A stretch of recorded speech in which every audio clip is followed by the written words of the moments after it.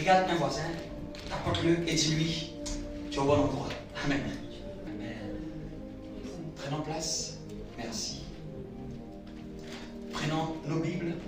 Merci Seigneur pour ce que tu vas mettre dans ma bouche. Merci Seigneur pour ce que tu me révèles de ta sainte onction. Donne-moi de parler avec clarté et précision. Ne me laisse pas dire ce que tu n'as pas prévu que je dise. Ne me laisse pas aller en deçà ni au-delà de ta pensée. Légèrement. Mais donne-moi de dire uniquement ce que tu veux. Mets la main droite sur la tête et déclare avec moi, Saint-Esprit, ouvre ma compréhension. Ouvre mon intelligence à recevoir ta parole, à comprendre ce qui va être dit. Donne-moi de ne pas oublier. Donne-moi d'être disposé. Accorde-moi ta compréhension, Saint-Esprit. Intelligence spirituelle, sagesse spirituelle. Je ne veux pas être un auditeur oublieux. Que mes pensées soient gardées en Christ. Au nom de Jésus. Donc on est toujours dans notre belle série de cette année. Amen. Qui se rappelle de la mention de cette série, qui se rappelle? Amen. Qui peut nous rafraîchir la mémoire? Qui a possédé, est-ce qu'on peut le dire tous ensemble? Posséder une mentalité supérieure. Encore une fois, posséder une mentalité supérieure. Une dernière fois, posséder une mentalité supérieure. De premier abord, on avait dit dimanche dernier que avant on avait pris l'exemple des sports de combat. On avait dit que tous ceux qui pratiquent le sport vous diront, les entraîneurs, les coachs vous diront que le combat se gagne mentalement d'abord. Au-delà qu'on te montre comment faire, au-delà des compétences, au-delà des aptitudes, au-delà des capacités des athlètes, amen, ce qui leur permettra de gagner, ce n'est pas d'abord leurs compétences, c'est l'état de leur mental. S'il a un mental défaitiste, même s'il est compétent, il va échouer.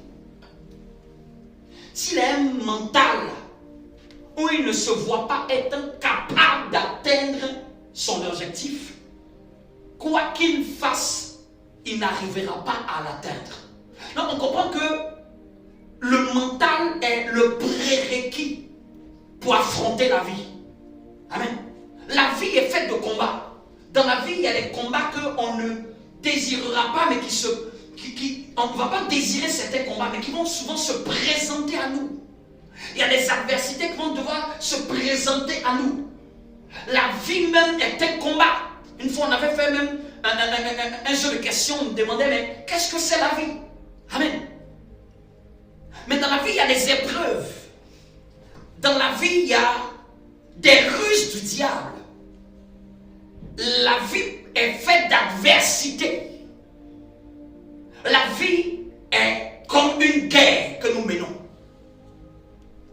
Une guerre contre des paroles que peut-être on va te dire. Des paroles négatives qui vont sortir de la bouche des hommes.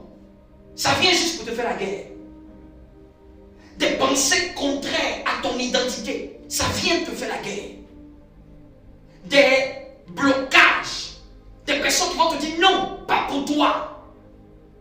Des voix qui vont, tu vas peut-être entendre des voix qui vont te dire tu n'es pas capable.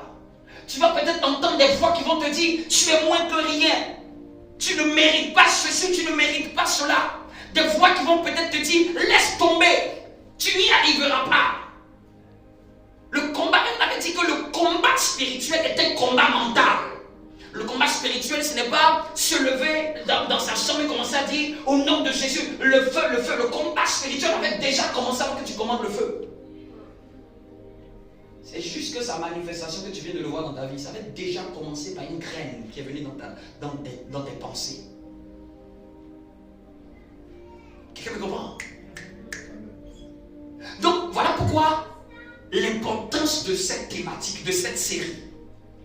Voilà pourquoi on commence comme ça l'année. Parce que la plupart du temps, démarrer une année, tout le monde est chargé à bloc. Tout le monde a une adrénaline, des ailes émotionnelles, mais au bout de quelques mois, les gens s'arrêtent. Pourquoi? Parce que la mentalité n'est pas solide. Et les enfants que nous sommes, les enfants de Dieu que nous sommes, nous ne sommes pas les enfants d'un chien. Nous sommes les enfants d'un Dieu. Dieu est puissant, c'est-à-dire que ses enfants, ils vont être de la même espèce que lui. Vous me comprenez? Donc ce que je suis en train d'aborder, je suis en train de nous faire comprendre que nous venons de quelqu'un. Nous avons été créés par un Dieu puissant. Souvent nous savons qui est Dieu en termes de capacité. Mais est-ce que toi aussi tu sais qu'est-ce que tu es en termes de capacité comme enfant de Dieu? C'est plus facile de dire que Dieu est puissant. C'est plus facile que de dire que Dieu est grand. Mais Dieu ne veut pas rester seulement grand et puissant. Il veut que ses enfants obtiennent la même capacité que lui. Ou en d'autres termes, manifestent la même capacité que lui. L'enfant d'un chien, c'est un chien. L'enfant d'un chat, c'est un chat. L'enfant de... comment dirais-je? D'un lion, c'est un lion. Mais l'enfant de Dieu, vous voulez qu'il ressemble à quoi? Vous voulez qu'il soit quoi? Vous voulez qu'il contienne quoi? Vous voulez qu'est-ce qui habite en lui? Et je disais dimanche dernier, tu sais que tu es un enfant de Dieu. Est-ce que tu le comprends? Amen. C'est une chose de savoir. C'est que tu connais l'information. Tu connais que tu es un enfant de Dieu. Tu le sais. C'est une connaissance que tu as. Parce que je te dis, qu'est-ce que tu sais que tu es un enfant de Dieu? Tu avais dit oui. Mais le problème, connaître et comprendre, c'est deux mots différents.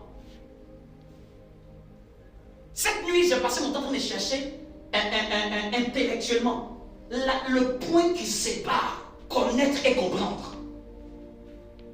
J'ai passé mon temps de faire des recherches jusqu'à ce matin. Connaître et comprendre. Connaître et comprendre. Tu peux connaître un verset, mais tu ne le comprends pas. Et ce n'est pas connaître qui change la vie de quelqu'un, c'est comprendre qui change la vie de quelqu'un.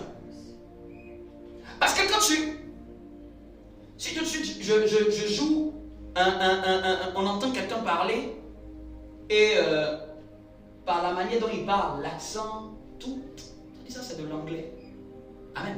Tout le monde dit que quelqu'un parle anglais, tu peux savoir que c'est de l'anglais, non, n'est-ce pas? Tu as juste l'information que c'est de l'anglais. Maintenant, nous tous ici, tout le monde ne va pas comprendre. Vous voyez la différence? Quand je vais dire, ça c'est quelle langue? Tout le monde va dire c'est de l'anglais. Parce que nous avons l'information sur ce sujet. Nous savons que l'intonation, nous savons que la manière dont il prononce, ça, on connaît ça. Tu connais ça. Ça, c'est sûr que ce n'est pas du chinois. Je connais, c'est de l'anglais. Maintenant, on va te demander, est-ce que tu comprends ce qu'il vient de dire? Là, ce n'est pas tout le monde qui va pouvoir dire ce qu'il vient de dire. N'est-ce pas? Donc, vous voyez la différence entre connaître et comprendre. Je peux connaître un verset, mais je peux ne pas comprendre ses implications. Je peux ne pas comprendre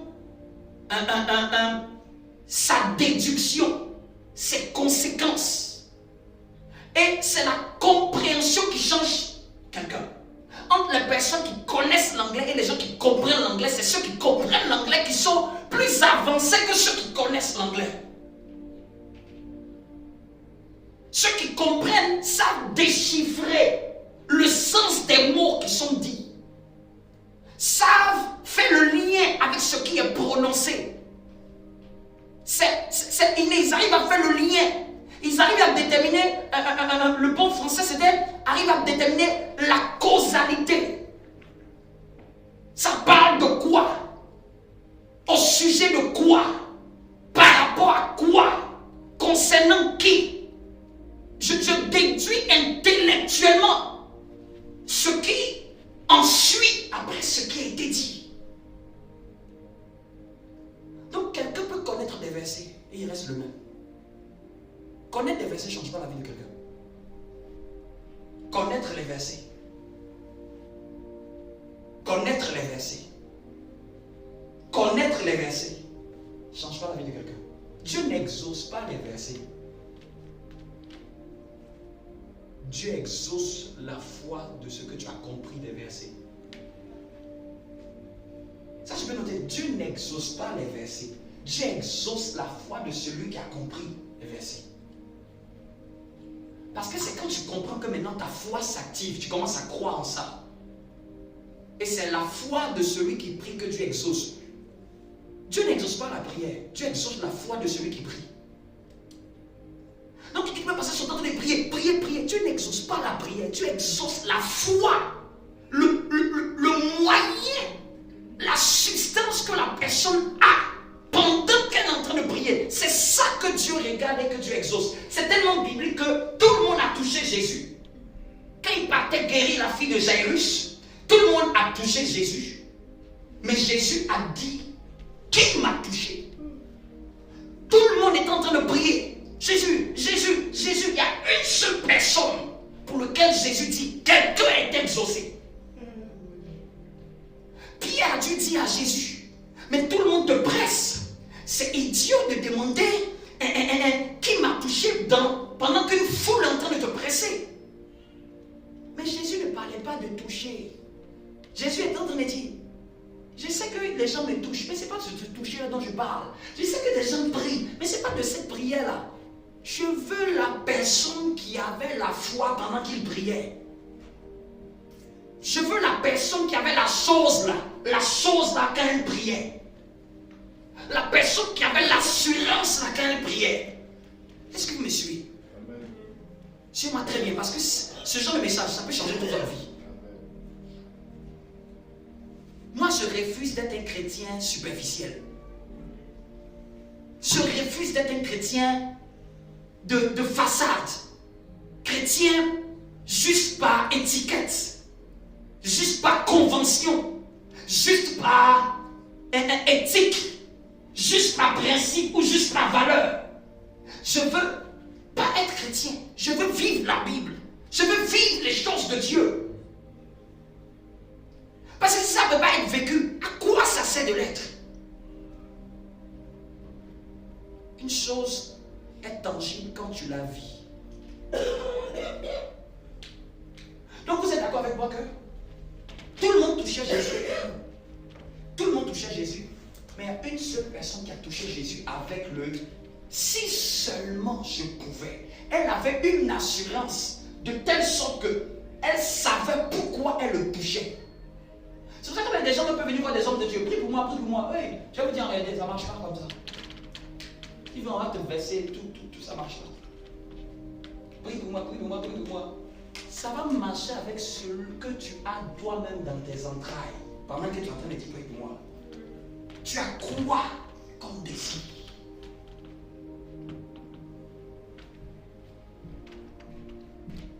Amen. Un pasteur donne un témoignage, un des pasteurs les plus influents. On parlait de quelqu'un. C'est-à-dire que tous les hommes de Dieu les plus influents du monde ont prié pour lui. Il n'est pas quelque part. Parce que qu'est-ce que tu as d'abord en toi? Qu'est-ce que tu crois? Qu'est-ce que tu vises? Qu'est-ce que tu es assuré de quoi? Tu as la certitude de quoi? Tu as quoi dans ton esprit? Pour que cette prière apporte du fruit. Est-ce que tu me suis? Est-ce que quelqu'un me suit? Donc tout le monde est en train de presser Jésus. Jésus dit, une force est sortie de moi. Une seule personne a pris l'exaucement. Une seule personne était visitée. Parce que la personne qui touchait Jésus, à l'instant là, savait pourquoi elle le touchait. Savait qu'est-ce qu'elle voulait quand elle le touchait. Était certaine de ce qu'elle savait au sujet de pourquoi elle le touchait. Elle s'est dit en elle-même, elle n'a pas dit ça à quelqu'un, elle s'est dit en elle-même, dans son cœur, elle avait la foi que le pan de sa robe, c'était la frange de sa robe là. Ça seulement, ça me suffit. Est-ce que quelqu'un comprend? savait que si elle l'approchait, son visage, ça ne m'intéresse pas. Qu'il parle, ça ne m'intéresse pas. Imagine les gens me voient. Que Jésus parle, ça ne m'intéresse pas. Que Jésus détourne ses regards vers moi, ça ne m'intéresse pas. Jésus est tellement Dieu qu'elle dit, moi, il possède tellement la plénitude de la divinité que en bas là, monsieur, le bout là, si j'attrape pendant que tout le monde est là, la foule est là, les gens sont en train de se bagarrer, la foule est là. Moi, je sais que même le vêtement qu'il a porté là, c'est un vêtement divin. La robe, la tunique est un vêtement divin. Ça touche Dieu, donc ça possède la puissance de Dieu. En d'autres termes, le corps de Jésus ne voulait même pas avoir affaire avec ça. Elle se trouvait pas en mesure même de pouvoir chercher à le saluer.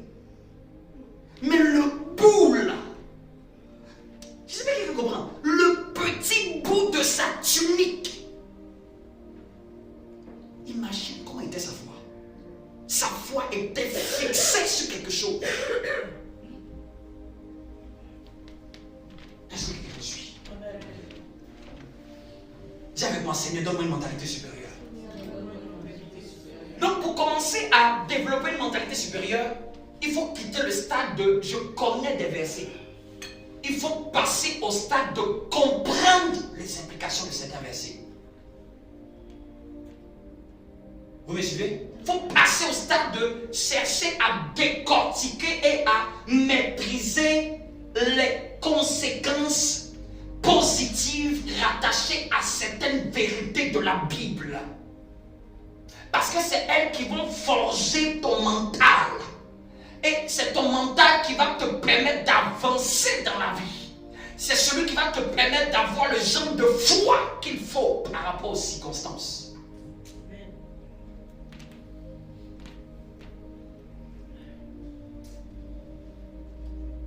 On dit connaître, c'est rassembler le maximum d'informations. Souvent, on a rassemblé beaucoup de versets. J'écoutais hier un prédicateur qui disait que quand lui devait prêcher, son introduction, c'était 15 versets. C'est-à-dire qu'il est en train de faire son introduction. Il commence l'introduction avec au moins 15 versets. Il dit maintenant, on va entrer dans le développement. Et puis il dit, mais Seigneur, quelle fou j'étais. Je crois que c'était le ramassis des versets qui devait faire quelque chose. Après, il s'est rendu compte que c'est bien plus une question de ramassis, de collecte. C'est-à-dire qu'il pouvait finir le message. Il y a au moins plus de 40 versets qu'il a donné. Il a compris que c'était le fait de charger les informations. Charger les versets dans un message. Il dit que le message était herméneutiquement, c'est-à-dire que l'art d'interpréter les Écritures, exégétiquement, l'art de faire un message. Ça respectait les critères doctrinaux, mais ça n'a changé personne. Lui-même, il ne vivait pas ça. Souvent, un verset peut changer ta vie. Je dis, un verset peut changer ta vie. Quelqu'un ne me dit pas un bon amen. Je dis, est-ce qu'un verset que tu comprends peut changer ta vie? La manière dont tu comprends certaines vérités, la manière dont tu vas comprendre un verset peut révolutionner toute ta marche chrétienne en un jour. C'est la compréhension qui change un chrétien. Ta compréhension détermine ta mentalité.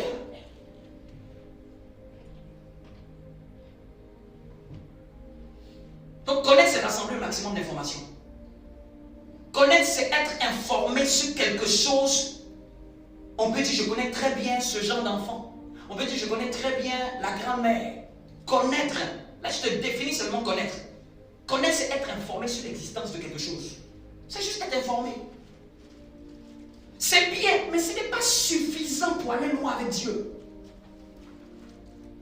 Tandis que comprendre, on dit que c'est saisi par l'intelligence ou le raisonnement quelque chose, le sens des paroles. J'ai bien aimé cette définition. Comprendre, c'est saisir par l'intelligence le sens des paroles.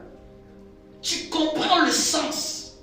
Tu comprends où on veut t'emmener. Tu comprends où le verset veut t'emmener. Tu comprends la direction, le sens dans lequel on veut te donner. On t'a dit ces paroles. Tu peux connaître un verset, mais est-ce que tu comprends le sens? Est-ce que tu comprends le sens par rapport à ta vie? que tu lis. Quelqu'un a posé ça dans la Bible. Philippe a croisé l'eunuque éthiopien en train de lire Ésaïe chapitre 53. Et il s'approche de lui par le Saint-Esprit. Et Philippe s'approche de lui et demande: comprends-tu ce que tu lis? Il lisait déjà, mais lui demande: comprends-tu ce que tu lis? Et l'eunuque éthiopien a dit: est-ce que le prophète parle de lui-même ou de quelqu'un d'autre? Et c'est là que Philippe a expliqué plus exactement cette pensée. C'est alors que l'eunuque éthiopien a compris au fait de qui on parlait. Donc, depuis qu'il est en train de lire, il ne comprenait pas. Dieu voulait téléguider quelqu'un pour lui faire comprendre. Ce que tu ne comprends pas va rester sur place. Tiens, ton voisin, est-ce que tu comprends le sens de ce que tu lis? Est-ce que tu comprends le sens de certains versets? Tu comprends le sens? Dis-lui, est-ce que tu comprends le sens? C'est quand tu comprends le sens que ta prière a du sens. Une prière est basée sur le sens d'une compréhension que tu as des Écritures. Quel sens as-tu d'un verset? C'est la manière dont tu comprends ce verset qui va t'emmener à chercher Dieu dans la prière. C'est la manière dont tu comprends le verset qui change ta mentalité, qui affecte positivement. Et les pensées de Dieu, les paroles de Dieu sont puissantes. Les paroles de Dieu sont fortes. Parce que Dieu n'est pas un petit. Quand Dieu dit quelque chose, c'est au-dessus de toute compréhension humaine. C'est au-dessus de toute compréhension humaine. Mais maintenant, quand tu comprends, là, je te donner une position. Connaître, comprendre. Quand tu finis de comprendre, tu dois maintenant croire à ce que tu as compris. Je donne le processus pour avoir une mentalité supérieure. Un verset auquel tu ne crois pas, même si tu le connais, ça ne te change pas. Quand je parle de croire, j'ai même cherché ce que c'est croire. Parce que souvent on dit tu crois pas. Mais souvent tu ne sais pas c'est quoi en fait croire. Il faut que même le dictionnaire nous explique c'est quoi croire. Qui aimerait que le dictionnaire nous ouvre un peu l'esprit? Amen. C'est quoi croire? Le dictionnaire dit que croire, c'est penser que quelque chose est véritable. C'est penser que quelque chose est véritable. C'est admettre et accepter sans aucun doute. C'est accepter pour vrai. Une chose, c'est de la considérer comme étant véritable. C'est penser. Donc la foi là commence même dans la pensée. On dit c'est penser, croire là, c'est penser que quelque chose est vrai. On n'a pas dit que c'est parler que quelque chose est vrai. Tu peux parler mais tu ne penses pas que c'est vrai. Souvent quelqu'un peut entendre dire, je prie au nom de Jésus, je me déclare, mais ta pensée te trahit. Va faire un travail sur ta pensée avant de parler. Quelqu'un dit, mais moi j'ai déclaré, j'ai vu. Mais moi j'ai déclaré, je n'ai pas vu. La foi marche toujours. Si ça ne marche pas, c'est qu'il y a un principe que tu n'as pas respecté chez toi. C'est pour ça que dans la foi, là, on ne fait pas comme la foi des autres. Il nous sera fait selon notre foi. Pas selon leur foi. Il nous sera fait toujours selon ce qu'on pense de vrai. Si je définis c'est quoi croire. Il te sera fait toujours selon ce que tu penses de vrai. Il n'y a pas dit que ce que tu dis, la foi commence dans la pensée. Regarde quelqu'un et dis-lui, tu penses à quoi? C'est quoi tes pensées le plus souvent? C'est que tes pensées sont... C'est quoi tes pensées les plus générales sur certains aspects de ta vie? Il y a des aspects de ta vie, tu n'as même pas d'inquiétude dessus. Mais dès qu'il commence à avoir une inquiétude sur un autre aspect, c'est-à-dire que sur cet aspect-là, tu n'as pas la foi. Parce que la foi, la Bible nous a donné la définition, c'est la ferme assurance. Même ce matin, j'ai cherché ferme là, dis-moi c'est quoi? Dictionnaire. Dis-moi ferme là, c'est quoi? Je vous donne la définition de ferme. Ce qui se tient sans fléchir. C'est fort, hein? ni chanceler. C'est-à-dire que une assurance qui ne chancelle pas. Quand tu es convaincu de quelque chose, en fait, on ne peut plus te l'enlever. Peut-être que je suis en train d'essayer de te convaincre, ça c'est le processus. Mais quand tu arrives à maturation, ton assurance est ferme. J'ai pris l'exemple dimanche dernier. Et je vais prendre encore un autre exemple. Si je t'ai dit aujourd'hui que les hommes tombent enceintes, tu avais dit quoi? C'est faux. Sur quoi tu te bases pour dire ça? Hein? Explique-moi, qu'est-ce que tu comprends et que tu me dis que c'est faux? Les hommes n'ont pas d'utérus. Hein? C'est une compréhension logique. Ils ne possèdent pas l'organe féminin de reproduction féminin. Donc, comme il n'a pas ça, je sais qu'il monte, qu'il descend, il ne peut pas avoir d'enfant.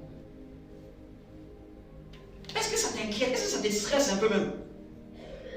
Du fait qu'un homme peut avoir, est-ce que ça peut te stresser? Est-ce que ça peut t'inquiéter? En fait, c'est ça la foi. La foi, c'est une certitude d'une vérité. De sorte que même si on te gifle, tu ne penses pas le contraire. Je dis, même si on te gifle, le contraire, tu ne penses pas.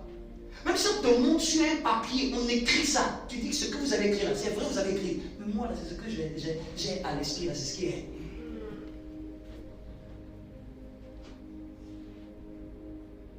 La foi, ferme assurance. Une assurance qui ne fléchit pas. Une assurance qui ne chancelle pas, c'est-à-dire qu'elle ne trébuche pas. Quelqu'un me comprend? Donc ça passe par connaître. Après, ça va dans ensuite comprendre. Et après comprendre, je dois maintenant utiliser la compréhension et absorber cette compréhension. Et en fonction de l'état de tes pensées et de ton cœur, ça peut prendre du temps. Un peut absorber cette information une semaine. Et après une semaine, c'est comme s'il y a une certitude qui se dépose en lui par rapport à cette vérité biblique. Elle ne peut être en train de travailler sur. C'est pour ça qu'il faut travailler sur sa foi. Amen. Le véritable travail, c'est un travail sur nous. Je dois étirer ma foi par rapport à les aspects où je veux voir la gloire de Dieu. Dieu honore la foi et Dieu respecte la foi et Dieu agit par la foi. C'est la seule monnaie d'échange du ciel.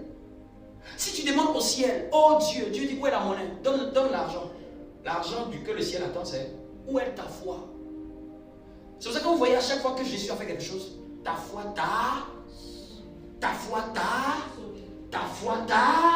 Jésus est en train de dire, tu viens de payer. C'est toi qui as payé cette guérison. C'est toi. Il n'a pas dit ma foi t'a sauvé. Ta foi. Ce que tu crois. Ce que toi tu sais que c'est possible. Ça va être possible aussi pour moi. Il y a même un malade qui a dit si tu peux. Guéris-moi. Jésus a dit quoi? Si tu peux. Lui là, il a dit à Jésus, si tu peux. Jésus a dit quoi? What? Moi pouvoir. Si tu peux. Il dit tout est possible à celui qui croit. Jésus a dû lui faire sortir une vérité biblique pour lui dire, c'est pas si tu peux. Tout est possible. Everything. Tout ce que tu penses comme étant capable de sortir de moi par rapport à ce que je suis, ça va sortir de moi. Lui, il a cru que Jésus est en train de s'essayer dans la capacité à faire les miracles. Si tu peux, guéris-moi. Jésus a dit, tu sais pas à qui tu parles. À moi, tu me demandes si tu peux. Tout est possible à celui qui croit. On peut trouver ce passage, c'est dans Marc. Marc, je crois peut-être 9. Si quelqu'un trouve, il prend dans le passage à lire. Est-ce que tu comprends? Est-ce que ça te bénit? Marc 9, 23. Quelqu'un peut lire?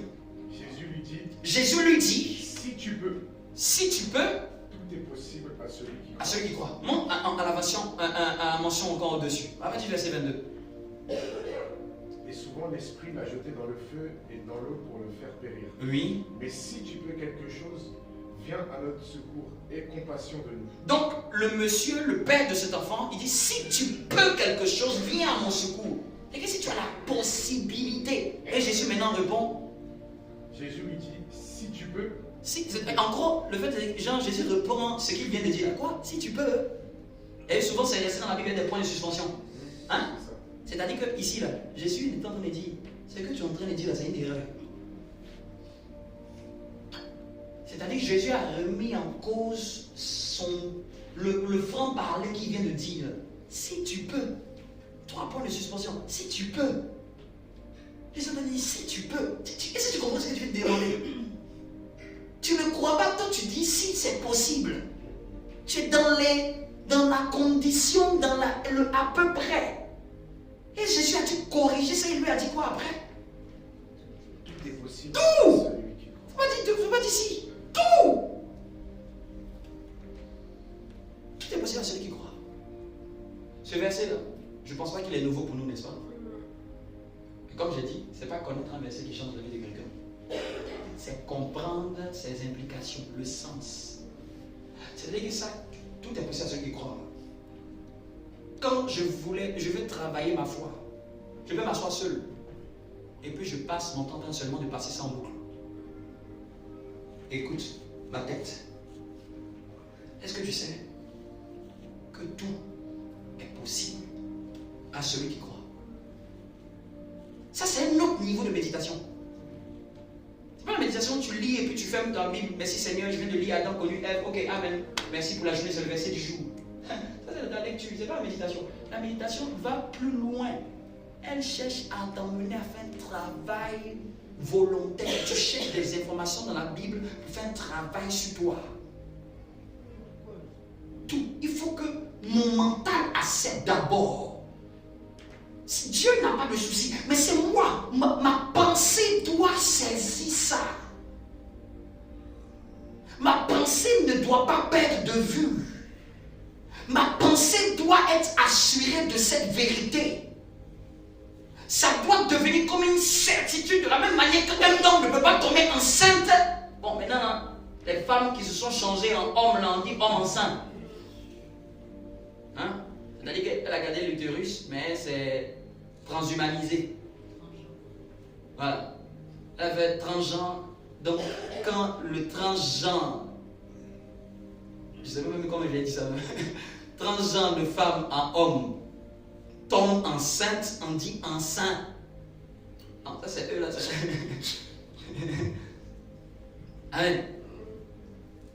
Il y a un humoriste là, j'ai vu ça, ça m'avait ri. Il dit que lui aussi, s'il croise une femme changer un homme qui est enceint dans le bus pendant que lui il est assis, lui aussi il va dire qu'il est un vieux. Lui aussi il va dire que c'est un vieux qui s'est changé en jeune. Il a fait ça pour rire quoi. Vous n'avez pas suivi ça? Vous n'avez pas suivi ça? C'est. Je crois que c'est Thomas Njijol là, donc il a fait ça. Amen. Il expliquait une scène comme ça c'est une petite parenthèse. Un homme qui s'est changé en une femme se met avec une femme qui elle finalement se change en un homme. Et les deux se mettent ensemble. Et la femme devenue homme tombe enceinte. C'est compliqué les choses là. Amen. C'est une petite parenthèse. Mais qu'est-ce que vous voyez la certitude que je sais qu'un homme normal, pas un transgenre, mais un homme normal ne peut pas tomber enceinte. De la même manière que je suis sûr. C'est comme ça que je peux être sûr de certaines vérités dans mon esprit. Tu ne vas pas lire un livre pour savoir que est-ce que c'est possible? Est-ce que ça peut arriver? Tu ne vas pas lire un livre. L'information est déjà en toi. La logique de cette compréhension-là t'habite déjà. C'est pour ça que quand, à un certain moment-là, la Bible doit être transférée, certaines compréhensions de certains passages bibliques-là ne doivent plus rester dans un cahier. Ça doit habiter dans ta conscience et même dans ton subconscient. Amen. Que tu sais que même dans ton sommeil à moitié, tu dis non, c'est pas possible.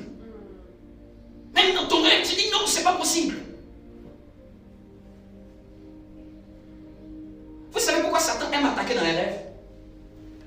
Le rêve souvent te révèle ce que tu crois. Les gens ont déjà fait des rêves où il n'a pas envie de forniquer, mais il a fait un rêve où dans le rêve, là, il a le désir ardent, où à chaque fois que la femme ou l'homme arrive, là, il voit qu'il le fait. C'est-à-dire que en lui, là, Dieu est en train de lui dire, il y a une information qui est en toi, qui n'a pas encore été travaillée. Consciemment, tu ne veux pas. N'est-ce pas? Quand tu es éveillé, tu ne veux pas. Mais quand tu dors, je te montre ce qui est caché au fond de ton subconscient. Subconsciemment, tu le veux. C'est pareil même pour la sorcellerie. Quand on veut donner la sorcellerie à quelqu'un dans un rêve, s'il a un appétit des choses mielleuses, il va accepter tout ce qu'on va lui proposer dans le rêve. Mais quand ça va devenir un refus, même dans le rêve, il va refuser les propositions. Vous savez que vous avez une certitude par rapport à ce qui vous suit même dans votre rêve. Quel est l'état de ce que vous croyez même dans votre rêve? Parce que si ce que vous croyez n'affecte pas ce que vous voyez dans vos rêves, c'est-à-dire que c'est ce que vous voyez dans vos rêves là qui est souvent ce que Dieu veut corriger. Dieu te permet de voir ça pour dire corrige ça. Ce n'est pas toujours pour dire feu, feu, feu. C'est pour dire corrige ça. Cette information n'est pas encore gravée dans ton esprit. Je sais ce que je me suis. Souvent tous les rêves ne viennent pas pour dire feu, feu, feu. Les rêves viennent juste t'informer. Ils viennent t'informer l'état de ton cœur. Voici ton cœur, voici comment il est. Tu vois qu'en réalité, tu ne parles pas mal aux gens, mais dans le rêve, tu insultes les gens. C'est-à-dire qu'en réalité, voici l'état de ton cœur. Travaille dessus. Il ne faut pas être ce genre de chrétien. Je refuse ce rêve. Hey, laisse ces histoires-là. Les gens, ils ont refusé, ça t'a pris quand même. C'est pas refuser, c'est je prends conscience que c'est. Et puis surtout que ça vient 2 fois. Parce que dans la Bible, une vérité souvent est établie par le témoignage de 2 personnes. Quand un rêve se répète 2 fois sur une manifestation de toi, et que ce n'est pas ce que tu veux, ce n'est pas ce que tu es en réalité, mais ça revient à plusieurs reprises, c'est souvent un avertissement de ce que tu crois, mais de manière cachée. Va corriger cette information. Tu vois, à chaque fois dans les rêves, c'est toi qui es en colère, tu te bagarres. C'est-à-dire qu'en réalité, tu es en train de dire, il y a la colère en toi. Travaille, il ne faut pas dire, je refuse. Ça, c'est le diable qui veut me tenter. C'est faux. Je suis en train de te dire, en toi, il y a un ingrédient qui aime ça. Il y a un ingrédient qui aime cette chose-là. Et c'est là que tu dois prendre la parole de Dieu comme une épée, comme un bistouri. Oh Dieu, délivre-moi de cette graine qui n'est pas de toi. Vous me comprenez? C'est pareil hein, quand tu fais le rêve et puis tu vois que dans le rêve, tu n'es pas plus fort. Tandis que spirituellement tu brilles. Et puis dans le rêve, à chaque fois on te donne le pion. Vous voyez un peu non? C'est comme si à chaque fois l'ennemi te donne le pion. Dieu est en train de te révéler ton état spirituel, c'est un état faible. Même si tu pries. Mais tu vois, chaque fois que l'ennemi a du dessus sur toi, chaque fois tu n'arrives pas à te sortir des emprises, chaque fois c'est quelque chose de négatif qui te donne le pion, qui a le dessus sur toi. C'est pas toi qui gagne dans le rêve, mais c'est toi à chaque fois qui te gagne, où tu as du mal, où tu as toujours, c'est que tu es en train de te révéler. C'est pas encore comme ça devrait être. Travaille encore sur ton âme. Les rêves ne viennent pas toujours pour que quelqu'un dise non, je refuse, je refuse, je refuse. Oui, tu refuses, mais qu'est-ce que tu fais pour changer, corriger l'information qui est cachée en toi? Amen. Parce que la plupart du temps, les scientifiques disent que, parce que le subconscient, c'est une partie de notre âme qui gère nos habitudes. C'est-à-dire que tu as des manières de réagir, tu as des manières de faire, tu as des manières de parler, tu as des expressions que tu ne penses pas pour faire ça. Tu le fais inconsciemment. Amen. Ce qui fait que ça vient inconsciemment. Ça vient automatiquement sans que tu aies besoin de penser. Qui pense pour manger d'une manière? Qui pense pour marcher d'une manière? Qui pense pour conduire d'une manière? C'est ton subconscient qui gère ça. C'est automatisé. Tu vois ta manière de conduire là. En général, les gens gardent leur manière de conduire. S'ils ont eu une mauvaise manière de conduire, ils gardent. C'est-à-dire que ça s'est imprimé dans leur subconscient. Cette programmation de conduire, là, elle s'est gardée. Donc maintenant, dès qu'il prend la voiture, là, directement, la mauvaise habitude la prend. Pour changer ça, il faut qu'il fasse un travail sur lui. Mais s'il laisse son subconscient prendre le relais, son subconscient, lui, il s'en fout de si tu es bien, tu n'es pas bien. C'est la mauvaise habitude, là, il l'exprime. Amen. Et les scientifiques disent que le subconscient constitue 90% de notre fonctionnement global. C'est-à-dire que tout ce qui fonctionne chez toi, c'est 90% est géré par ton subconscient. Le subconscient, c'est quand même dit, tu lui stockes tes habitudes. Lui pilote automatiquement tes habitudes, tes réactions, tes comportements. Et la plupart du temps, souvent, quand tu fais des rêves rattachés à ton âme, c'est l'état de ton subconscient qui se manifeste. Parce qu'il y a des rêves de l'esprit, c'est Dieu qui te parle, mais il y a des rêves, la Bible dit que, c'est Job même qui le dit, souvent tu peux rêver par rapport à ce qui est dans ton cœur. Donc tu peux rêver à ce qui est dans ton cœur. Donc souvent il y a des rêves là, ce n'est pas des rêves spirituels, ce n'est pas des rêves où Dieu veut te parler, c'est juste ton âme qui te renvoie l'état de ce que tu es. C'est comme un miroir. Vous me comprenez? Et même ce rêve-là, c'est le reflet de ton subconscient. Parce que le subconscient, c'est 90% de ton fonctionnement global. Mais maintenant, quand on veut changer, et ton mental est ancré dans ton subconscient, tu vois la manière de réagir face à certaines choses. Si tout de suite, une souris passe ici, en fonction de la mentalité que tu as de la souris, il y a certains qui vont réagir d'une certaine manière. Ça va dépendre de chacun. Parce que ça va dépendre de qu'est-ce que tu sais et que tu as comme manière de réagir quand tu vois la souris. Quand tu vois la souris. Il y a des gens qui vont voir la souris, rien du tout. C'est eux-mêmes qui vont chercher la tuer. Il y a d'autres qui vont voir, ils vont sauter, peut-être ça va grimper au plafond. Mais cette réaction, elle est indépendante, elle est involontaire. Parce que c'est ce qui était gravé déjà en toi. C'est ton mental. Pareil, quand il y a des événements, il y a des obstacles, tu es face à certains défis. Regarde comment tu réagis. C'est l'état de ton mental. Donc, quand tu vas avoir une mentalité supérieure, il faut prendre conscience de comment j'ai réagi dans certains contextes. Comment je pense par rapport à certains sujets de ma vie. Qu'est-ce que je pense par rapport à certains sujets de ma vie? Je pense quoi? Il faut être réaliste. Qu'est-ce que je pense? Est-ce que je suis sûr ou est-ce que je doute? Il faut être sûr. Donc, en fait, douter et être sûr, ça ne peut pas être mélangé. C'est soit je suis sûr, c'est soit je doute. Si je doute, ce n'est pas grave. Ce n'est pas un problème de douter. Mais le problème, c'est de rester à douter. Vous me comprenez? Tout le monde a déjà eu un doute.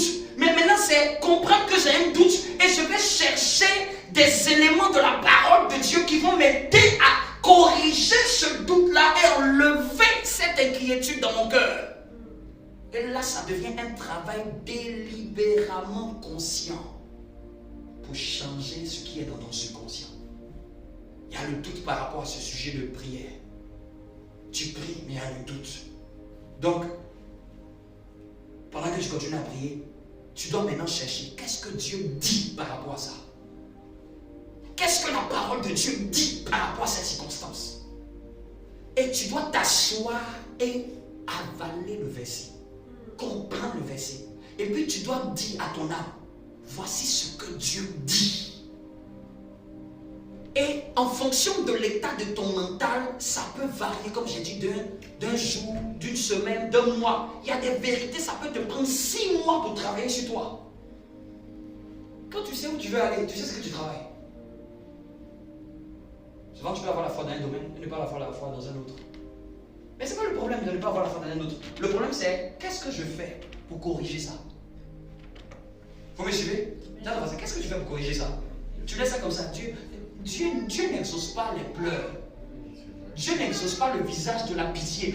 Quand je vais faire pitié, c'est là que Dieu... Oh, arrêtez ça, bien aimé. Le Dieu que nous connaissons là. Si c'était genre, fait le visage comme si je fais pitié, c'est comme si je fais pitié. Dieu, il va voir ma condition, il va agir. Il dit que... Arrête ça.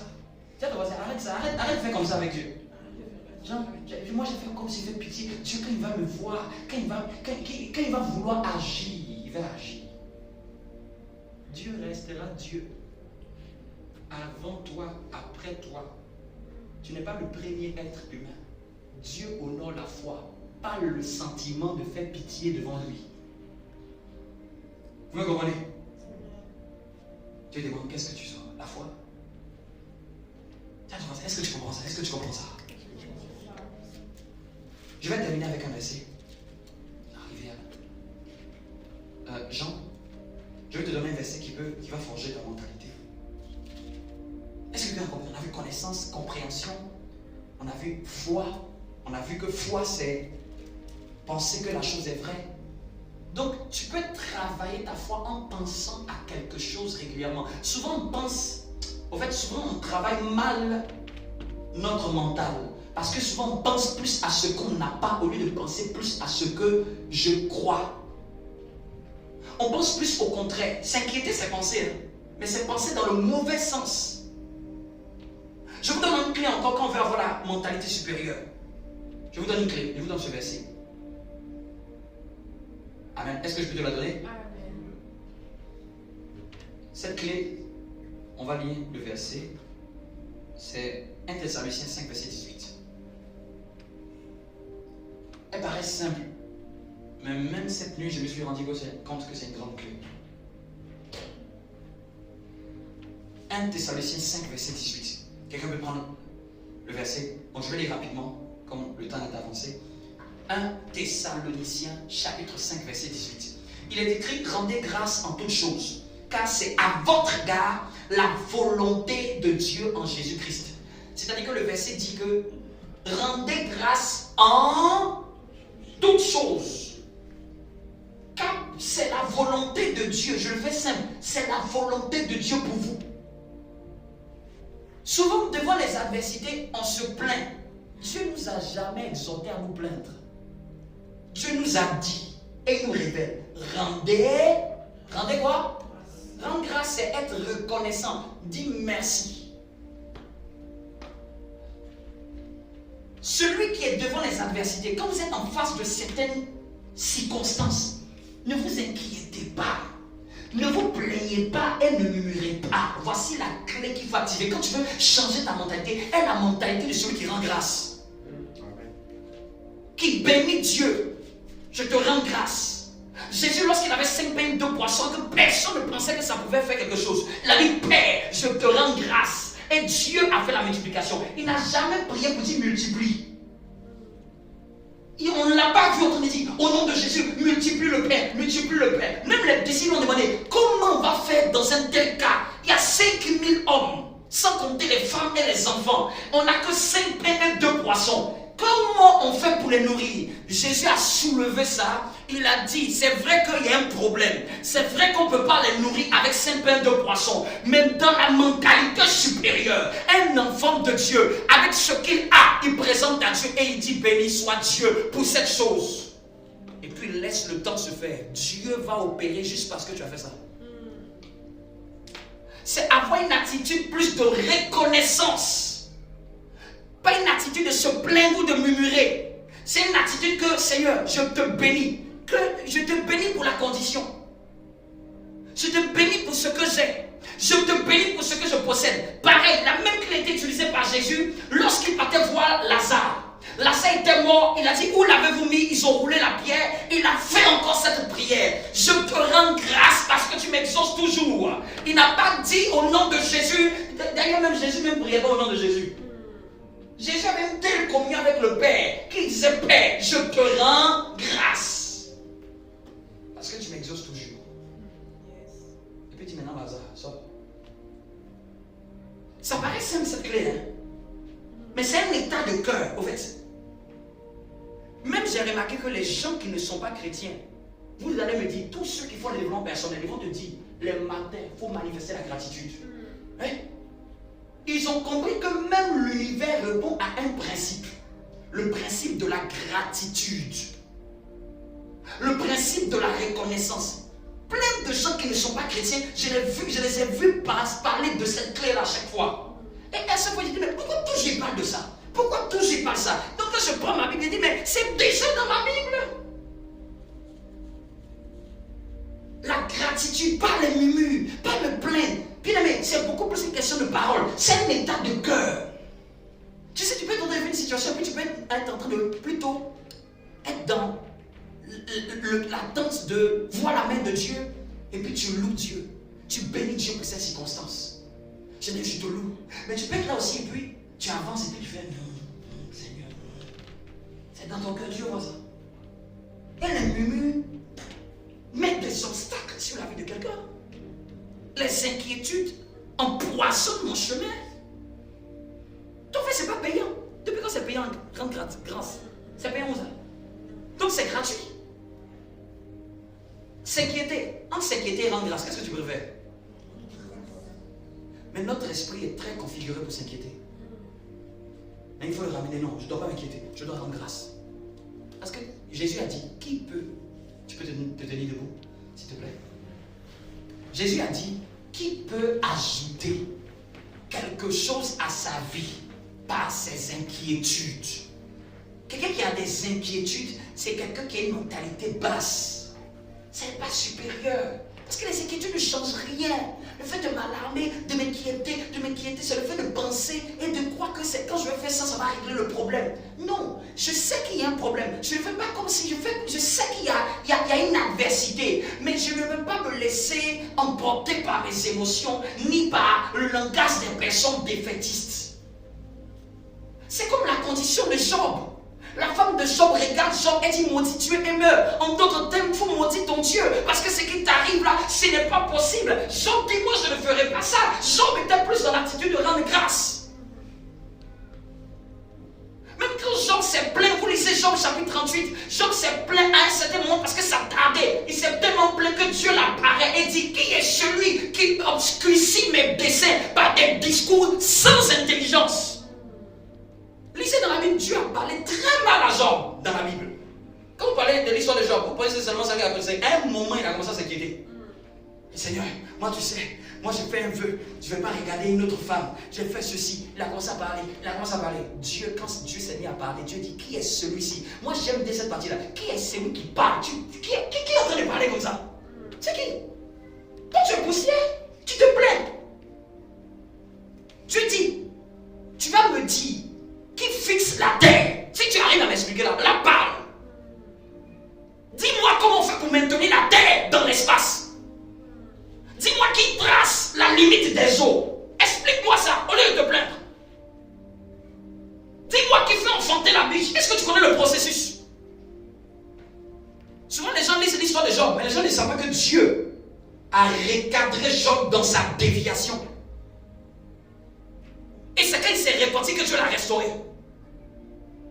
Il dit même, regarde les étoiles du ciel. Tu vois la grande housse, tu sais comment elle fonctionne? Et c'est là qu'il a dit, depuis que tu existes, as-tu commandé au matin? C'est là qu'il lui a dit ça. Attends, il te plaît. Seigneur, pourquoi ça ne sert à rien? La mentalité supérieure. Dieu voulait le faire comprendre. Je suis Dieu. Je suis le débiteur de personne. Tu es le débiteur de personne. Dieu ne te doit rien. C'est toi qui dois plus à Dieu de tout ce qu'il a fait de toi. Souvent, il faut reconnaître. Dieu ne me doit rien. C'est moi-même qui dois à Dieu de ma vie qu'il m'a donnée. Et puis j'ai passé mon temps. C'est dans ta mentalité supérieure. Tu comprends que tu n'es qu'un enfant entre les mains du Seigneur. Et tu dois venir plus à ton Père dans une attitude de grâce et de référence. Est-ce que je peux acclamer Dieu pour cette prière?